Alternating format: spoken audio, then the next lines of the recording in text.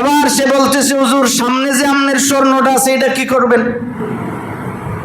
ঈসা আলাইহিস সালাম বলেন, ওই আল্লাহ, তুমি যে আল্লাহর কসম করছো, আমি ওই আল্লাহর শপথ করে বলে আমার আগের রুটিটা যে খাইছে আমি এরে দিব। এবার সে চিন্তা করছে, স্বর্ণ যদি পাই তো রুটি খাইছি, সমস্যা কি? না বেচারা বিচার করলে আমার দু একটা চট তারফা দিব, কিন্তু আমি তো স্বর্ণের মালিক হয়ে গেলাম। লোভ মানুষকে কি পরিমাণে ক্ষতির দিকে নিয়ে যায় দেখেন। এই চিন্তা করে সে বলল যে আমার তো একটু বুঝতে ভুলে গেছে, ভুলে মনে হয় আগের রুটিটা আমিই খেয়ে ফেলেছিলাম। ঈসা আলাইহিস সালাম বলেন, যাক, শেষ সময়ে তো একটা সত্য কথা বলছো, যাও নিয়ে যাও, এটা নিয়ে যাও, আমার শপথ অনুযায়ী তোমাকে দিয়ে দিলাম, আর সত্য বলার উপহার হিসাবে আমারটাও আমি তোমারে দিয়ে দিলাম, আমার দরকার নাই, তিনটাই তুলে দা। এবার তিনটা স্বর্ণের টুকরা নিয়ে সে যাইতেছিল পাহাড়ের গিরিপথে। তাফসীরের কিতাবের মধ্যে আসছে, পাহাড়ের গিরিপথে যাওয়ার মধ্যে ডাকাত দলেরও 3 সদস্য ছিল, ওরা তারে ধরছে। দৈরাই যখন দেখছে যে তার ব্যাগের মধ্যে এত বড় বড় স্বর্ণের চাকা, যেই গলির ওজন তারা নিতে পারতেছে না, ডাকাতেরা চিন্তা করে আমরা কয়েক সপ্তাহ যাবৎ ডাকাতি করে যেই পরিমাণের মাল কামাই করছি, তার স্বর্ণের এক টুকরার 100 ভাগের 1 ভাগও তো না। চাপ করে তারে জবাই করে ফেলেছে, জাগায় তারে মাইরা ফেলেছে। মাইরা স্বর্ণগুলি নিয়ে সামনে রেডি হয়ে বসছে। বৈশা আবার চিন্তা করতেছেন, 3টা তো এখানে সমান সমান ভাগ করলে তো 3 জন হয়। এবার একজনকে পাঠালেন, যাও তুমি বাজার থেকে খাদ্য নিয়ে আসো। সে চিন্তা করলো যে বাজার থেকে খাদ্য নিয়ে আসতে যাইতে যাইতে চিন্তা করতেছে, স্বর্ণ দেখে আসছি 3টা, মানুষ আমরা 3 জন, এক কাজ করি, আমি বাজার থেকে যেই খাদ্যটা নিব ওখান থেকে একটু বিষ কিনে নিব, তাহলে আমি যদি খাদ্যের ভিতরে বিষ মিশিয়ে দিতে পারি, তারা 2 জন যদি বিষটা খেয়ে মরে যায়, তাহলে আমি তো একা 3 স্বর্ণের মালিক। হিসাব মিলাইতে মিলাইতে এবার বাজার থেকে বিষ মিশ্রিত খাবার নিয়ে আসছে। এদিকে ডাকাতের 2 জন বসে বসে চিন্তা করছে, ও আসার পরে কোনো কথা বলতে দিব না, আগেই তারে মেরে ফেলাম, কোনো কথা বলতে দিব না, আগেই তারে জবাই করে ফেলাবো। জবাই করলে আমাদের পথের কাটা পথে চলে গেল, আমরা 2 জনে 2 টুকরা স্বর্ণ নিব, আর 1 টুকরা স্বর্ণ একজন নিব, আর 3 দিন আমরা যেই পরিমাণে মানুষের মাল সম্পদ লুট করছি এটার বিনিময়ে আরেকজন মালিক, অর্থাৎ আমাদের আর ভাগাভাগি কম হইল, মাইরা ফেলামো। বিসমিল্লাহির রহমানির রহিম। إلا من أتى الله بقلب سليم وأزلفت الجنة للمتقين صدق الله مولانا العظيم وصدق رسوله النبي الأمي الكريم ونحن على ذلك من الشاهدين والشاكرين والحمد لله رب العالمين. اللهم صل على محمد وعلى آل محمد كما صليت على إبراهيم وعلى آل إبراهيم إنك حميد مجيد. اللهم بارك على محمد وعلى آل محمد كما باركت على إبراهيم وعلى آل إبراهيم إنك حميد مجيد. لا إله إلا الله الحليم الكريم. سبحان الله وبحمده سبحان الله العظيم. سبحانك لا علم لنا إلا ما علمتنا إنك أنت العليم الحكيم. نهاية قابل احترام উপস্থিত দেশ ও জাতির কর্ণধার হযরত উলামায়ে কেরাম, অত্র এলাকার সর্বস্তরের ইসলাম প্রিয় মুসলিম ভাইরা, মহান রব্বে করিমের দরবারে অসংখ্য অগণিত শুকর আদায় করছি, যিনি অত্যন্ত দয়া করে মেহেরবানি করে আমাদের হায়াতটাকে দীর্ঘায়িত করে সুস্থ শরীরে পবিত্র জুমার দিনে আল্লাহর ঘর মসজিদে বসে নামাজের পূর্বে কোরআন ও হাদিসের কিছু কথা শোনার তৌফিক দিয়েছেন। এই জন্য আমরা সকলেই পড়ছি আলহামদুলিল্লাহ। মোহতারাম ভাই, আমি আপনাদের সামনে পবিত্র কোরআনে কারিমা থেকে সূরা শুরার ৮৮ নম্বর আয়াত থেকে শুরু করে ২টি আয়াত তিলাওয়াত করেছি। আল্লাহ রাব্বুল ইজ্জত ওয়াল জালাল যেন তিলাওয়াতকৃত আয়াত এবং হাদিসের আলোকে আমাকে ইখলাসের সহিত কিছু কথা বলার এবং আপনাদের সকলকে আমল করার নিয়তে শোনার তৌফিক দান করুন। সকলে বলি আমিন। আমার ভাই, আমরা ধারাবাহিকভাবে গত জুমায় শুনতেছিলাম হাসরের দিন মানুষের সন্তান এবং সম্পদ কোনোটাই কাজে আসবে না। কেবলমাত্র আল্লাহ রাব্বুল আলামিনের কাছে একজন মানুষ দামি হয় তার অন্তরের দিকে তাকায়া। আল্লাহ তাআলা বান্দার অন্তর দেখেন। যে কোনো ইবাদত এটা একমাত্র কার জন্য করতে হয়? আল্লাহর জন্য। যে কোনো ইবাদত করার সময় নিয়তকে পরিশুদ্ধ রাখতে হয়। এই জন্য হাদিসের মধ্যে নবীজি বলেন, নিয়ত যদি পরিষ্কার থাকে অল্প ইবাদত এটা নাজাতের জন্য যথেষ্ট হয়ে যায়। হাদিসে নবীজি বলেন, আখলিস দীনাকা ইয়াকফিকাল আমালুল কলিল। আপনি যত ইবাদত করেন, ইবাদতের পাহাড় সমপরিমাণ নেকিও যদি আপনি করেন, যদি এটা ইখলাসের সহিত না হয়, মানুষকে দেখানোর জন্য যদি হয়, এই ইবাদতের কোনো মূল্য আল্লাহর কাছে নাই। দুনিয়ায় আপনি মানুষের কাছে ইবাদত গোজার এটা প্রকাশ করতে পারবেন। মানুষ আপনাকে হাজী সাহেব বলবে, টাকা খরচ করে হজ করে আসছেন। দান সাদকা করতেছেন, মানুষ আপনাকে দানবীর বলবে। আপনি বিভিন্ন শিক্ষা প্রতিষ্ঠান বানিয়ে দিলেন, মানুষ আপনাকে শিক্ষানোর আগে এই কথা বলল। কিন্তু আল্লাহ রাব্বুল আলামিনের কাছে এটার কোনো মূল্য পাবেন না। আল্লাহ রাব্বুল আলামিনের কাছে যদি মূল্য পেতে হয়, কেবল কিসের মাধ্যমে হয়? নিয়তের মাধ্যমে হয়। বলেন, কিসের মাধ্যমে হয়? নিয়তের মাধ্যমে। এই জন্য আমার তিলাওয়াতকৃত আয়াতের তাফসিরে আমরা গত জুমায় শুনতেছিলাম, মানুষের পবিত্র আত্মাটাকে নষ্ট করে ইবলিস ওখানে ৬টা জিনিসকে স্থান করে দেয়।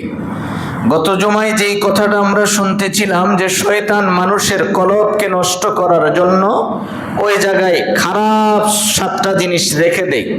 এর ভিতরে 1 নম্বরে আমরা শুনতেছিলাম অহংকার। গত জুমায় আমরা সবিস্তারে অহংকার সম্পর্কে অনেক কথা শুনেছি। আজকে আমাদের বোঝার বিষয় হলো, মানুষ নষ্ট হওয়ার পিছনে আরেকটা কারণ হলো দুনিয়ার লোভ। মানুষের অন্তরে যখন ঢুইকা যায়, তখন এই মানুষ বিপদগামী হয়ে যায়। মানুষের অন্তরে যখন দুনিয়ার লোভ ঢুকে, মানুষ কি হয়ে যায়? বিপদগামী হয়ে যায়। 2 প্রকারের দুনিয়ার লোভ আছে, একটা জায়েজ, একটা নাজায়েজ। আগে আমরা নাজায়েজটা বোঝার চেষ্টা করি, পরে শর্ট করে জায়েজটা শুনে নিব। যেহেতু জায়েজ এটা অল্প কথা, নাজায়েজ লোভগুলি অনেক খারাপ। আজকে দেখেন দুনিয়ার জমিনে মানুষ দুনিয়া পাওয়ার জন্য কি পরিমাণের মেহনত করে, দুনিয়া পাওয়ার জন্য কি পরিমাণের কষ্ট আমরা করি। আমার একটা চাকরি আছে, মনে করেন ওখান থেকে আমি 40-50 হাজার টাকা আমার আসে, এটা দিয়ে আমার সংসার চলে। তা আমার সংসার যদি চলে, এরপরে আর দুনিয়া কামাই করার জন্য আমার যুদ্ধ করার কি দরকার? আমি যুদ্ধ করে অনেক সম্পদওয়ালা হওয়ার পরে এই সম্পদ যে আমি কবরে নিয়ে যেতে পারবো, এর কি কোনো নিশ্চয়তা আছে? পৃথিবীর ইতিহাসে আপনি দেখেন কত রাজা বাদশা ছিল, শক্তিধর ছিল, যাদের প্রভাব এত পরিমাণে ছিল, কিন্তু তারাও তো কবরে যাওয়ার সময় খালি হাতে চলে গেছে, কিছুই নিয়ে যেতে পারে নাই। তাহলে আমরা আজকে বুঝতে চেষ্টা করব, দুনিয়ার লোভের দ্বারা মানুষের কি হয়ে যায়? কলব নষ্ট হয়ে যায়। বলেন, কি হয়ে যায়? কলব নষ্ট হয়ে যায়। কলব নষ্ট হওয়ার পরে সবচেয়ে বড় যেই ক্ষতিটা হয়, ইবাদতের স্বাদ নষ্ট হয়ে যায়। ইবাদত করতে মনে চায় না, ইবাদত করতে তার ভালো লাগে না, নামাজ আদায় করতে তার শান্তি লাগে না, নামাজের সময়টা দুনিয়ার কাছ থেকে বের করার মতো সময় তার হাতে থাকে না। দোকানে বসে গল্প করার সময় আছে, কিন্তু নামাজের সময় তার কাছে নাই। আপনাকে একজন বলল যে ভাই চলেন মসজিদে দিনই কথা হইতেছে, আমরা একটু বসি, এখানে তার যত প্রকারের অশান্তি, কিন্তু মসজিদ থেকে বের হয়ে পাশের স্টলে বসে ঘন্টার ঘন্টার সময় নষ্ট করছে। কেন এরকম হয়? তার কলবে সমস্যা। এই সমস্যাটার মূলে কারণ কি? যে তার এই কলবের ভিতরে দুনিয়ার বুঝ ঠিকই আছে, কিন্তু আখিরাতের বুঝটা তার ভিতরে নাই। দুনিয়ার লালসার দ্বারা মানুষ কি পরিমাণে ধ্বংস হয় এটা বোঝানোর জন্য আপনাদেরকে হাদিস থেকে একটা দৃষ্টান্ত শোনাই। রহমতুল্লিল আলামিন নবীজির সময়ে একদিন ফজরের নামাজের পরে, নবীজি সব সময় ফজরের পরে সাহাবায়ে কেরাম যদি কেউ নামাজে না আসতেন তার খবর নিতেন। আনাস ইবনে মালিক থেকে বর্ণিত হাদিস, তিনি বলেন যে কেউ যদি ফজরের নামাজে না আসছে, আমরা তার উপরে দুইটা ধারণা করতাম, হয় সে অসুস্থ নতুবা সে মুনাফিক। ফজরের নামাজ ছিল অত্যন্ত গুরুত্বপূর্ণ একটা ইবাদত। উনি বলেন যে রসুলকে নিয়ে আমরা হাঁটতেছি চলতেছি, হঠাৎ দেখি যে এক জায়গায় ছোট একটা মাসুম বাচ্চা খেজুর গাছের সাথে বাঁধা, পিছনে হাত দিয়ে বাঁধা রাখছে। আল্লাহর রসুল তার কাছে গেলেন, যাওয়ার পরে জিজ্ঞেস করলেন তোমার বাবার নাম কি? তখন বাচ্চাটা তার বাবার নাম বলার পরে রসুল চিনলেন যে এটা তো আমার খুব পরিচিত একজন সাহাবীর সন্তান। নবীজি তার সাহাবীকে খবর দিয়ে আনলেন, ওখানে দাঁড়ায়েই বাবাকে ডাইকা আনলেন। আনার পরে রসুল জিজ্ঞেস করলেন তুমি তোমার ছেলেকে এইভাবে গাছের সাথে কেন বেঁধে রাখছো, কারণটা কি? বলার সঙ্গে সঙ্গে সাহাবী চোখ থেকে পানি ছেড়ে দিলেন। তিনি বলতেছেন ইয়া রাসূলুল্লাহ, এই যে আমার বাড়ি, আমার বাড়িতে দেখেন প্রতিবেশীর বাড়ির একটা খেজুরের গাছ বাঁকা হয়ে আমার অংশে কিছু অংশ আছে।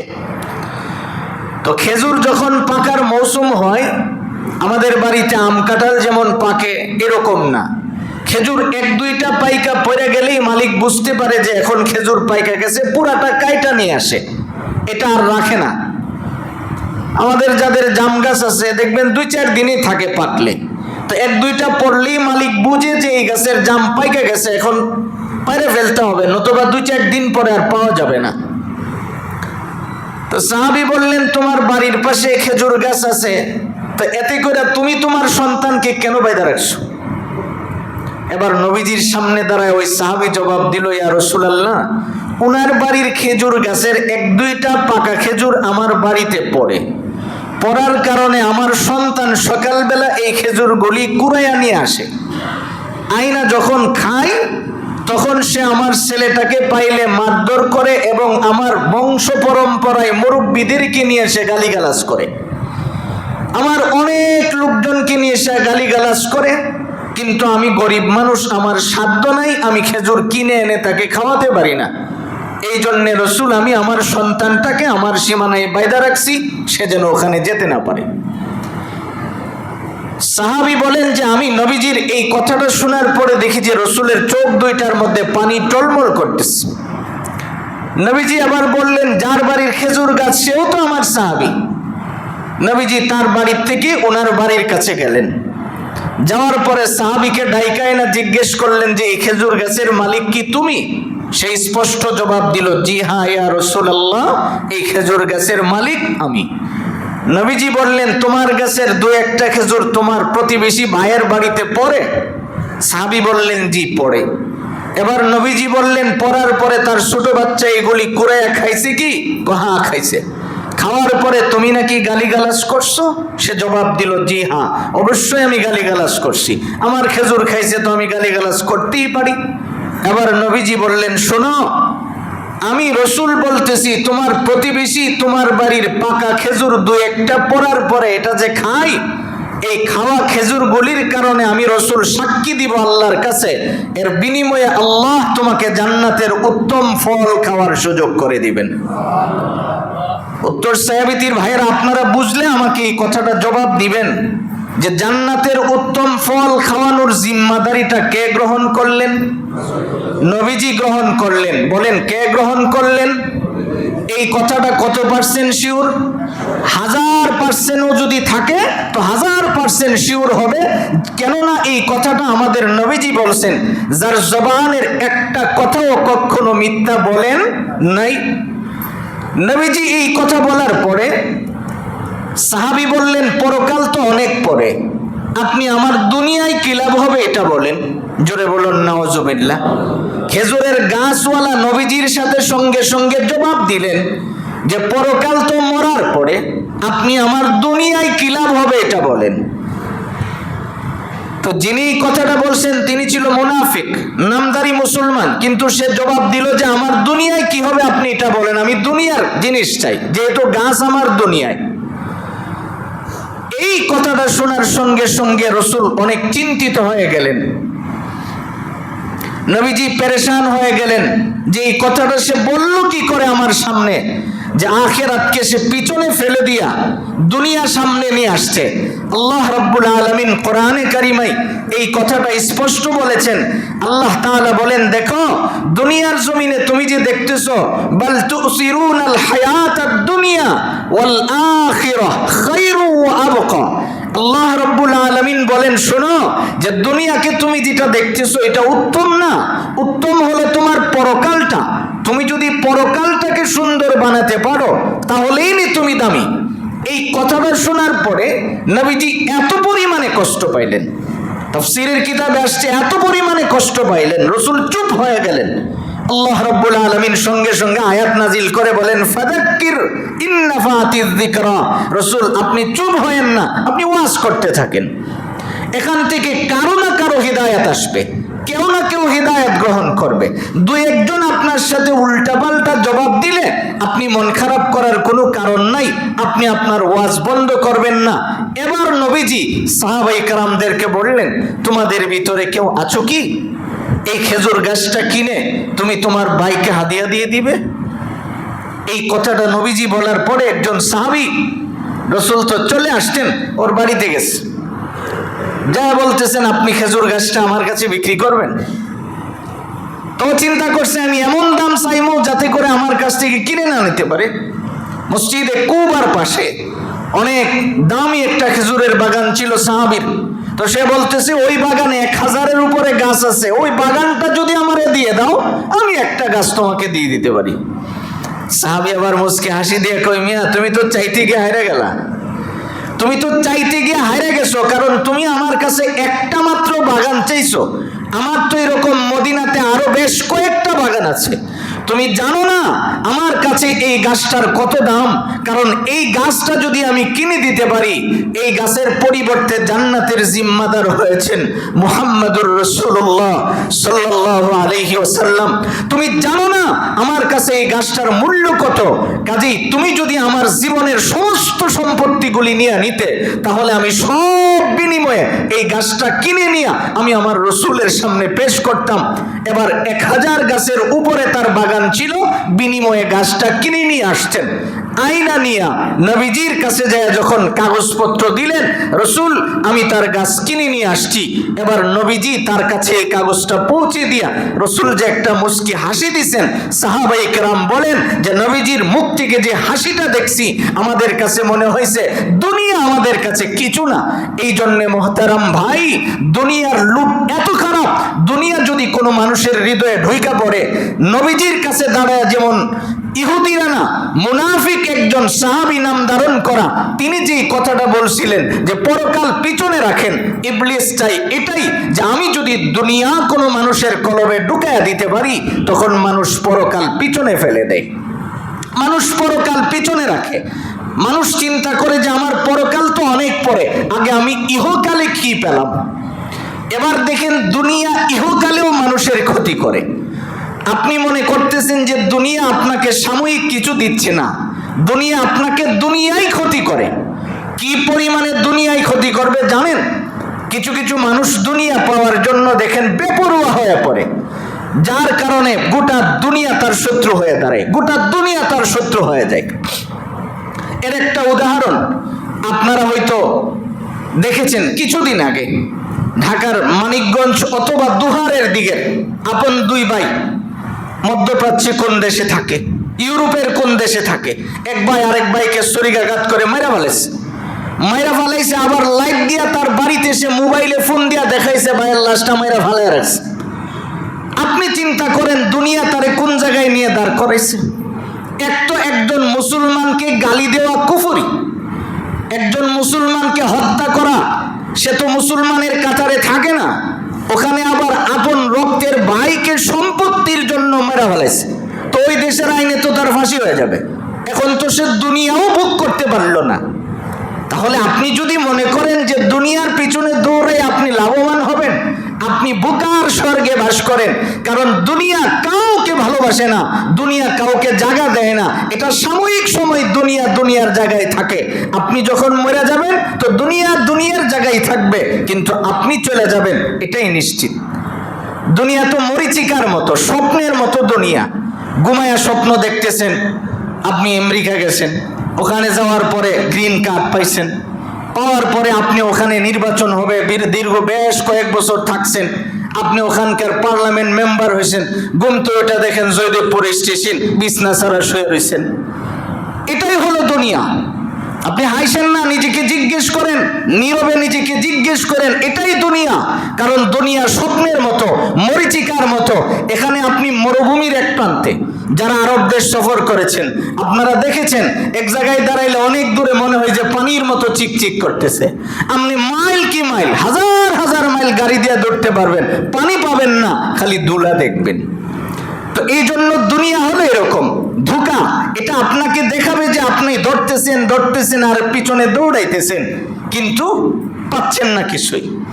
এই জন্য আল্লাহর রসুল বলেন, শোনো, দুনিয়ার লোভ লালসা এটা ভিতর থেকে তুমি চুরে ফেলে দাও। যদি ফেলে দাও তো তোমার কি হবে? নবীজি বলেন, শোনো, দুনিয়া যদি ভিতর থেকে তুমি বের করে দিতে পারো তাহলে তোমার কলবটা হবে কলবে সালিম। আল্লাহ তাআলা যে কথাটা বললেন, ইল্লা মান আতাল্লাহ বিকলবিন সালিম। আমার কাছে একজন মানুষের মূল্য হয় তার কলব দিয়া, আমার কাছে একজন মানুষ দামি হয় শুধু তার অন্তর দিয়া। এখানে ভিন্ন কিছু আমার কাছে নাই। তার দুনিয়ার সম্পত্তির মূল্য আমার কাছে নাই, ছেলে মেয়ের মূল্য আমার কাছে নাই, কেবল বান্দাটার মূল্য হয় শুধু তার কলব দিয়া। আমরা শুনতেছিলাম কলব নষ্ট করার 2 নম্বরের যে বিষয়টা, এটা হলো দুনিয়ার মহব্বত। যাদের হৃদয়ে দুনিয়ার মহব্বত যত বেশি, তাদের দ্বারা নিজে ক্ষতিগ্রস্ত হয় তত বেশি, নিজেরা তত ক্ষতির ভিতরে পড়ে। এই জন্য দুনিয়ার মহব্বত যদি আপনি অন্তর থেকে ছাড়তে হয়, আপনার কিছু কাজ করা লাগবে। কাজগুলি, দুনিয়ার লোভ সাধারণত 3 প্রকারের হয়। একটা হলো মালের লোভ, যেটা আমরা এতক্ষণ শুনতেছিলাম যে মালের লোভ লালসা এমন হয়ে পড়ে যে কোনো মূল্যে আমাকে পয়সাওয়ালা হতে হবে, যে কোনো মূল্যে আমাকে টাকাওয়ালা হতে হবে। তা আপনি টাকাওয়ালা হইতে হইতে আপনার জীবন শেষ, কিন্তু আপনি আখেরাত কামাইলেন না। এখন টাকার জায়গায় পড়ে রইল। আপনি আপনার সাথে কি নিয়ে গেলেন? কিছুই তো নিতে পারলেন না। এই ব্যাপারে আপনাদেরকে আরেকটা হাদিস শোনাই। হযরত ঈসা আলাইহিস সালাম উনি সফরে যাবেন, বাড়ির থেকে গাড়ি লয়ে রেডি হয়েছে যে আমি কয়েকদিনের সফরে যাব।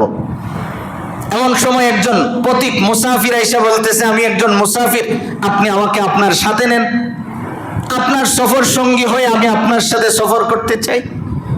উনি বললেন ঠিক আছে। তো আমার ব্যাগ লো, খাদেমের কাছে ব্যাগ উঠায় দিস। ব্যাগটা হাতে নিয়েই খাদেম দেখছে যে ব্যাগের মধ্যে খাওয়ান দাওয়ান আসেনি। কারণ ওনার সাথে যে যাবো রাস্তার খাওয়ানোর দরকার হইলে খাইতে হইব না, তখন ব্যাগটা দেখি খাওয়ান দাওয়ান আসেনি। খুলে দেখে ব্যাগের মধ্যে 3টা রুটি আছে। ঈসা আলাইহিস সালাম বললেন, চলো। লম্বা সময় সফর করতেছেন, এক জায়গায় কিছু লোক পাইলেন, উনি দাওয়াত ও তাবলীগের কাজ করলেন। এই ফাঁকে খাদেমে হিসাব মিলাইতেছে, মানুষ আমরা 2 জন, রুটি দেখা যায় 3টা, তাহলে হুজুর যখন খাইব হুজুর হিসাবে উনি 2টা খায় ফেলাইব, আমার 1টা দিব। এর চেয়ে ভালো না উনি যেহেতু অন্যদিকে ওয়াজ করতেছে, আমি এই ফাঁকে 1টা খায় ফেলাই। কারণ হিসাবেই তো তিনি যেহেতু বড় মানুষ 2টা খাবে। কাজে আমি যদি আগেই একটা সাবার করে ফেলি, পরে তো উনি ইনসাফের বিচার করে আমার 1টা দিব, তাহলে আমি 2টা পেয়ে গেলাম। এই ফাঁকে চুরি করে 1টা খেয়ে ফেলছি। কিছুক্ষণ পরে হুজুর যখন দুপুরের খাবারের সময় হয়েছে, ব্যাগ খুলতে বলছে, খুলছে। খোলার পরে এখন দেখতেছেন রুটি 2টা। হুজুর জিজ্ঞেস করে রুটি তো এখানে 3টা থাকার কথা। সে আকাশের দিকে তাকায় কয় এই সূর্য যিনি দিয়েছেন তিনার কসম করে বলি আমি খাইছি না। হুজুর কয় আমি তো তোরে জিগাইছি না খাইছস কিনা। আমি জিগাইছি রুটি কই, তুই কত সূর্য যিনি উঠাইছে তার কসম আমি খাইছি না। দেখবেন যারা 2 নম্বরই করে তারা কথায় কথায় কসম করে। বিশেষ করে যদি কসম বেশি যারা করে ওই দোকানদার বুঝবেন এই লোক 2 নম্বর। একেবারে নিশ্চিত দেখবেন সে বলবে যে আমার এই কেশের কসম, আমি আমার ব্যবসায় হাত দিয়ে খুশি, আমি 50 টাকা দিয়ে কিনে আনছি, কিনছে মাত্র 2.5 টাকা দিয়ে। এই জন্য কসম যারা করে এটা 2 নম্বর ব্যবসায়ীদের প্রথম লক্ষণ হলো, প্রথম লক্ষণ কসম করে করে কথা বলা, মিথ্যা কসম করা, যেটাকে আল্লাহর রাসূল ঘৃণিত কাজ বলেছেন। কথায় কথায় কসম চলবে না, কারণ কসম হলে এটা আল্লাহর জন্য। আপনি এই কসমটা কেন করতে যাবেন? আপনি 2.5 টাকার মাল ঠিক আছে আমি 1 টাকা দিয়ে কিনছি, কিন্তু আমি 4 টাকা না হলে বিক্রি করতে পারতেছি না, বাস খালাস। এখানে আপনাকে কসম করার তো কোনো জরুরত নাই। এবার ঈসা আলাইহিস সালাম বলেন আমি তো তোমারে জিগাইছি না কে খাইছে, আমি খালি জিজ্ঞেস করছি যে রুটি কয়টা, 3টা ছিল 2টা কেন। সে যখন এই কথা বললেন যে আমি খাই নাই, উল্টাপাল্টা অনেক কসম শুনাইলেন। সুন্দর করে ঈসা আলাইহিস সালাম আর কথা না বাড়াইয়া 2জন 2টা রুটি খালেন। এবার ঈসা আলাইহিস সালাম চিন্তা করলেন এরকম 2 নম্বর লোক নিয়ে তো চলা যায় না। কিছুক্ষণ পরে উনি এক জায়গায় বসলেন, বসার পরে তারে বললেন যে তুই 2 হাতে যত পরিমাণের মাটি জমা করতে পারস করে আমার সামনে আন। বিশাল এক স্তূপ সে মাটি জমা করছে। উনি ফু দিছেন, কারণ আল্লাহ তাআলা ওনাকে মরা প্রাণী জীবিত করার সুযোগ দিয়েছিলেন। সুবহানাল্লাহ। আল্লাহ তাআলা কোরআনে কারিমে এই কথাটা স্পষ্ট বলেন, ওয়া রাসূলান ইলা বানি ইসরাঈল আন্নী কদ জিতুকুম বিআয়াতিম মির রাব্বিকুম আন্নী আখলুকু লাকুম মিনাত তিনি কাহাইআতিত তায়রি ফাআনফুখু ফীহি ফায়াকুনু তায়রাম বিইذনিল্লাহ। আল্লাহ তাআলা বলেন আমি বনি ইসরাইলের একজন নবীকে এমন মুজিজা দিয়েছিলাম, তিনি যদি মাটি দিয়ে একটা পাখির আকৃতি বানায়ও বলতো আল্লাহর হুকুমে জিন্দা হয়ে যাও, সঙ্গে সঙ্গে এটা জীবন্ত পাখি হয়ে উড়াল দিয়ে দিতে পারতেন। সুবহানাল্লাহ। এবার তিনি মাটিগুলি জমা করে আনার পরে বললেন এটাকে 3 ভাগে ভাগ করো।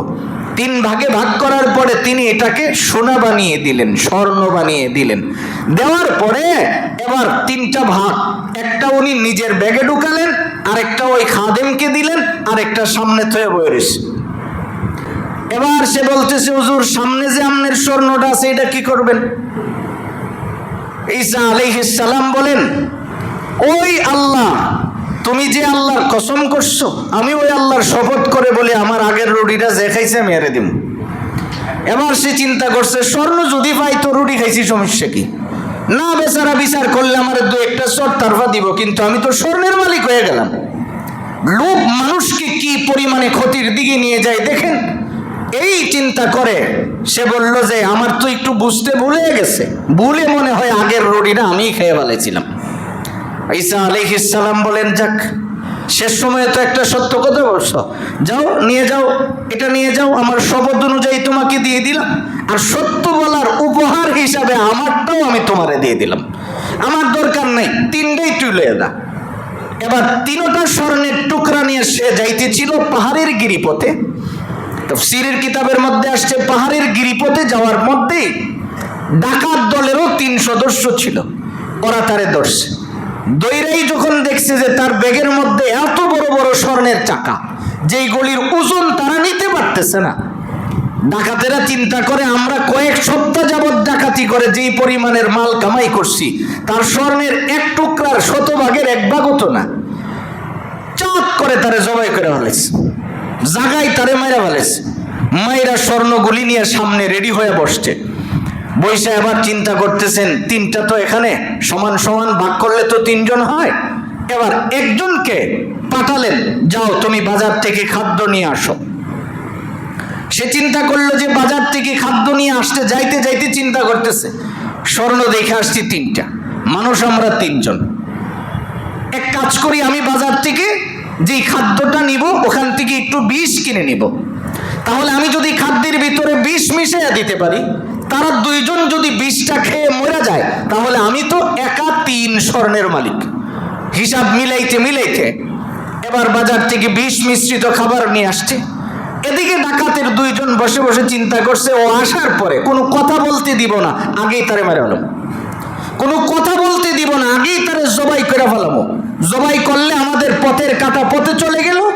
আমরা 2 জনে 2 টুকরা স্বর্ণ নিব, আর 1 টুকরা স্বর্ণ একজন নিব, আর 3 দিন আমরা যেই পরিমাণে মানুষের মাল সম্পদ লুট করছি এটার বিনিময়ে আরেকজন মালিক, অর্থাৎ আমাদের আর ভাগাভাগি কম হইল, মারা ফেলামো। যেই ভাবা সেই কাজ। আসতে দেরি, তারে মারতে দেরি হয় নাই। মারার পরে এখন 2 জনে খাদ্য খাইছে, খায়া দেয় 3 জন এখানে শীত হয়ে পড়ছে। আর যেই বেটা প্রথম স্বর্ণের মালিক আছেন তিনিও তো এখানে পড়ে রয়েছে। সন্ধ্যার সময় ঈসা আলাইহিস সালাম চিন্তা করলেন, আমি রাস্তা দিয়ে একটু যাই, দেখি না আমার খাদেমটা কোন অবস্থায় আছে। তিনি তখন আসার সময় দেখলেন এখানে 4 জনের লাশ। তো উনি তো এমন একজন ছিলেন যিনি মরা মানুষকে জীবিত করার সুযোগ ছিল, তিনি আর মরা মানুষ জিন্দা করতে হয় নাই।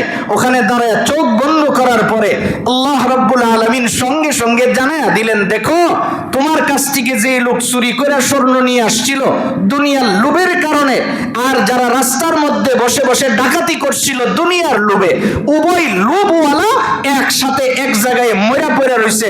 দুনিয়ার স্বর্ণ স্বর্ণের জায়গায় পড়ে আছে। তিনি তখন ফু দিয়া এটাকে মাটি করে দিলেন, যাতে করে আর কেউ এর লোভে না পড়তে পারে।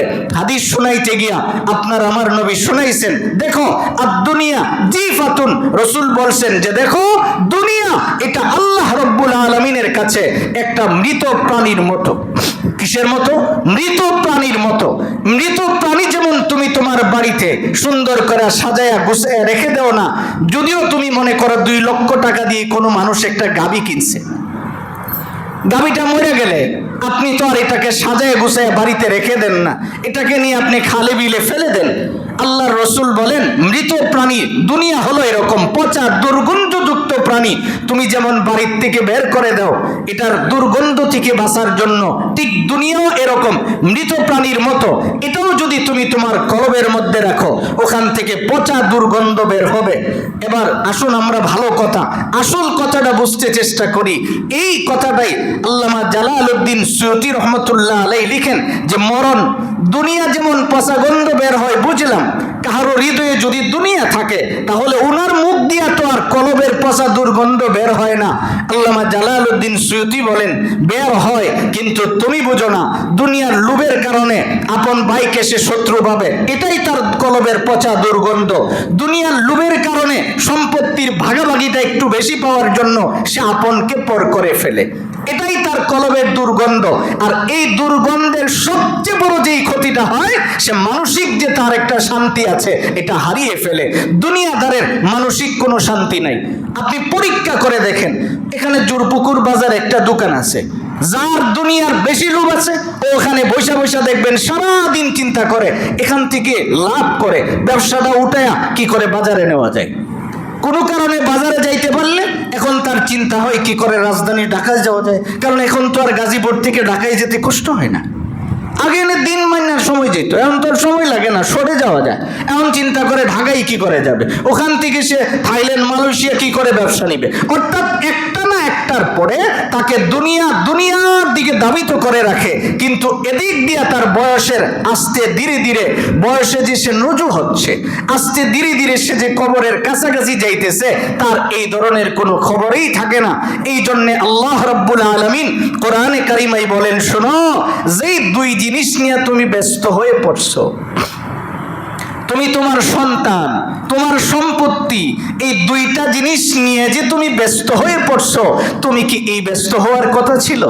বরং তোমার তো কথা ছিল তুমি তোমার কলবটাকে সুন্দর করো, কেননা এটা আমার কাছে দামি। আমি আল্লাহ শুধু কলব দেখা দেখা মানুষ বাছাই করি, আমি চেহারা দেখা মানুষ বাছাই করি না। আল্লাহ বলেন ইল্লা মান আতাল্লাহ বিকলবিন সালিম, মানুষের এই কলবে সালিমটাকে আমি দেখি, একটা নিরাপদ অন্তর, পরিচ্ছন্ন আত্মা, ভালো একটা হৃদয়, আমি এটা দেখি। তো এটা নষ্ট করার জন্য আমরা যেই কথাটা বুঝতেছিলাম যে দুনিয়ার লোভ 3 প্রকারের। 1 নাম্বার হলো মানুষের মালের লোভ যেটা মানুষকে ধ্বংস করে ফেলে। 2 নাম্বার, দুনিয়ার মান সম্মানের লোভ। সম্মান কামাইতে গিয়া 1 কোটি টাকা এটা খরচ করছে, কইরা কাউন্সিলর নির্বাচন করছে। 1 কোটি টাকা খরচ করে ফেলাইছে, এখন সে কাউন্সিলর এলে মানুষ তার একটা সম্মান দেব, বোঝার জন্য সে মনে করছে যে এটা একটা সম্মান। এই সম্মান কামাই করার পিছনে সে অর্থ করি ব্যয় করে হারাম পন্থায় কি করে সম্মান করা যায়, কামাই করা যায়। আমি যদি এটার উপযুক্ত হয়, মানুষ এনে সম্মানের সহিত আমাকে ভোট দিয়ে আমাকে কাউন্সিলর বানাইলে বুঝতে হবে এই সম্মানটা আমি এটার যোগ্য। পয়সা দিয়ে কিনে আনলে আমি এই সম্মানের যোগ্য না। আমি এই সম্মান কামাই করার পিছনে অর্থ করি ব্যয় করলাম, এই যে আমি ধরেন সম্মানের একটা লোভ হৃদয়ে ঢুকছে, যে কোনো মূল্যে আমারে ওইটুই বইটা, যে কোনো মূল্যে আমাকে এই পদটা নিতেই হবে। নিতে গিয়ে এর পিছনে আমার যত ধরনের কাজ লাগে, প্রয়োজনে 2-1টা ফালাই দেওয়ার লাগলে আমি এটাও দিলাম, প্রয়োজনে আমার যদি টাকার বস্তা ডালতে হয় আমি এটাও ডাললাম।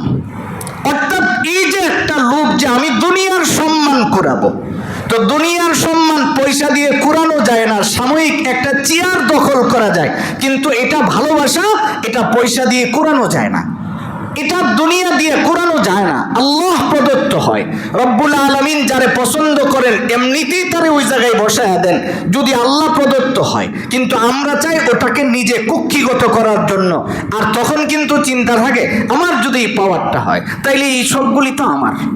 এই যে আমার চিন্তাটা, এটা ভিতর থেকে দূর করার জন্য আল্লামা জালালউদ্দিন সুয়ুতী রহমতুল্লাহ আলাইহি লিখেন, তুমি এই চিন্তাটা দূর করার জন্য সহজ মাধ্যম হলো খালি এরকম হাতের দিকে তাকাই লইব। আল্লাহর তৈরি মাখলুকের দিকে তুমি তাকাইলেই চলবে, নিজের হাতের দিকে তাকায় দেখো না, এই হাতের যে ইগুলি আছে এখানে যদি 2টা আঙ্গুল আল্লাহ বের করে দিত তাইলেই তো তুমি এটা বন্ধ করার সুযোগ ছিল না। আল্লাহ রব্বুল আলামিন তোমাকে এত সুন্দর চেহারা দিয়েছেন, তুমি এই চেহারার মধ্যে যদি আল্লাহ তাআলা এখানে একটা বিষাক্ত পোকার কামড় দিয়া এখানে একটা বিষাক্ত ফোঁটা বের করে দিতেন, ওখান থেকে পচা রক্ত যদি পড়তে থাকতো, তাহলেই তো তুমি মানুষের সামনে এই চেহারার বাহাদুরি করতে পারতে না।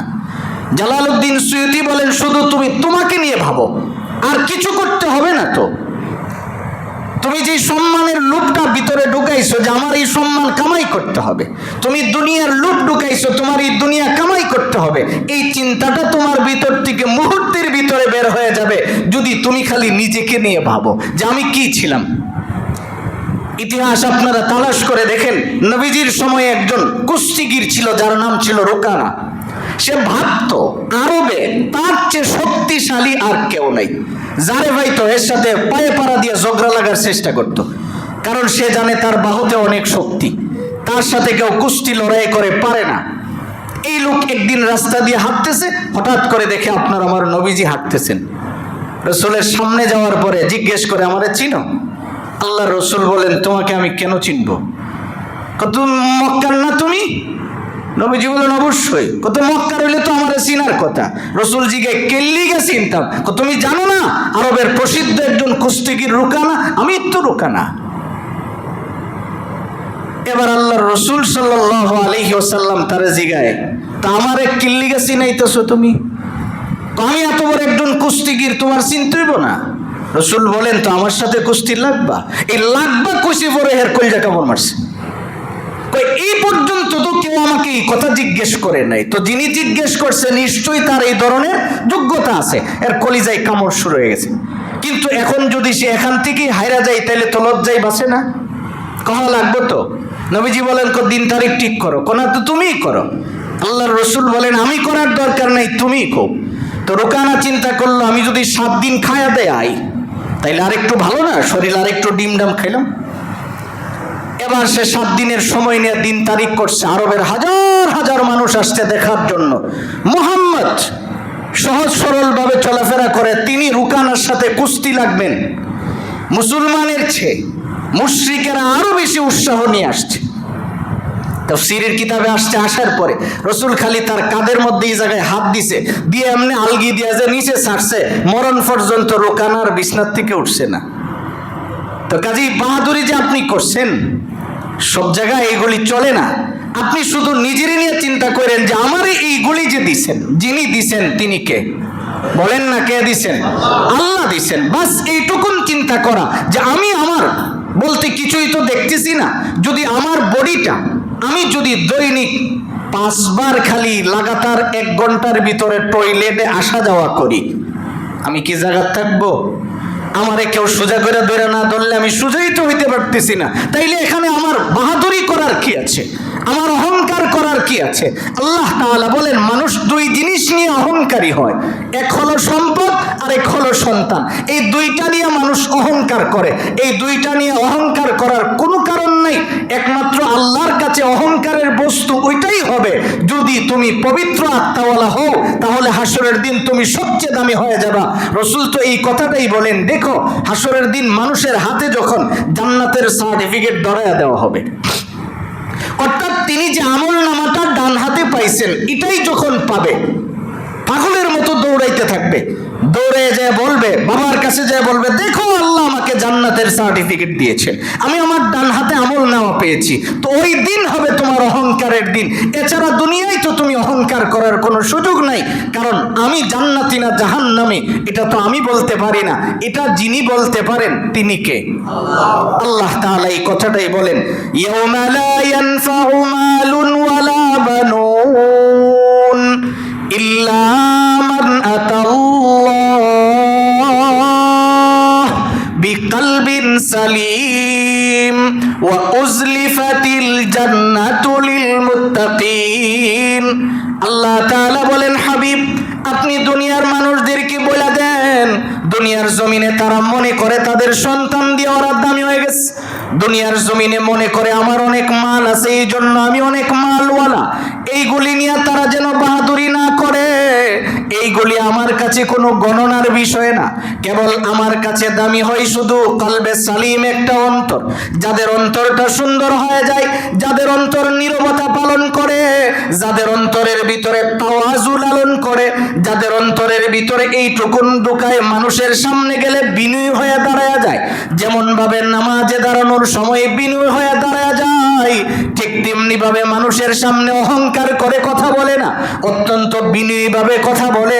এই মানুষটা আমার কাছে অনেক দামি হয়। আল্লাহ তাআলা বলেন এই মানুষ কলবে সালিমওয়ালা যদি হয়ে যায়, পবিত্র আত্মাওয়ালা যদি হয়ে যায়, তার জন্য আমি কি করি? আল্লাহ কয় ওয়া উজলিফাতিল জান্নাহ লিল মুত্তাকিন। আল্লাহ তাআলা বলেন বান্দার সারা জীবনের চাওয়া থাকে জান্নাত, ওই বান্দা ইন্তেকালের পরে আমি তারে জান্নাতের সামনে নিয়ে দাঁড় করায়া দেই। সুবহানাল্লাহ। এই জন্য আমার ভাই আমরা যে কথাটা বুঝতেছিলাম, মানুষের অন্তর নষ্ট হওয়ার 2 নম্বরের যে বিষয়টা, এটা হলো দুনিয়ার লোভ। এই লোভটা সম্পর্কে আমরা আজকে শুনতেছিলাম যে 3টা জিনিস মানুষের অন্তরে লোভ হিসাবে থাকে। এর ভিতরে 1 নম্বর মানুষের হলো সম্পদের লোভ, নাম্বার 2 মান সম্মানের লোভ, নাম্বার 3 নারীর লোভ। এই 3টা লোভ এত খারাপ, এই 3টা লোভ যাদের ভিতরে ঢুকছে এরা দুনিয়ায়ও লাঞ্ছিত হয়। এইগুলি ওয়াজ করে বোঝাতে হবে না, আপনি নীরবে হিসাব মিলাইলে দেখবেন আপনার আশেপাশে এরকম বহু লোক আছে যারা এই 3টা জিনিসের কারণে ধ্বংস হয়ে গেছে। আল্লাহ রাব্বুল আলামিন আমাদের সকলকে এই 3টা লোভ অন্তর থেকে নির্মূল করে আমরা একটা নিরাপদ আত্মা নিয়ে, ভালো একটা আত্মা নিয়ে আল্লাহর সামনে যেন দাঁড়াতে পারি। আল্লাহ তাআলা আমাদের সকলকে সেই তৌফিক দান করে। সকলে বলি আমিন।